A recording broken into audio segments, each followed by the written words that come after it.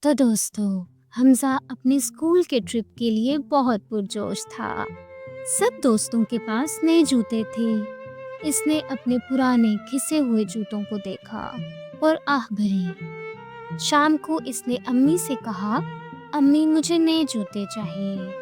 امی نے مسکرا کر کہا، بیٹا دیکھتے ہیں۔ رات کو حمزہ نے دیکھا کہ امی اپنے پرانے چپل سل رہی تھیں۔ وہ خاموشی سے دیکھتا رہا۔ پھر سنا، امی آہستہ سے بولی، میں انہی میں گزارا کر لوں گی، میرے بیٹے کو نئے جوتے چاہیے۔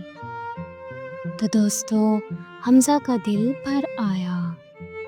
صبح جب امی نے اسے نئے جوتے دیے تو وہ اپنی امی سے لپٹ گیا اور بولا، امی آپ میرے لیے اتنا سب نہ کریں، میں پرانے جوتے پہن لوں گا۔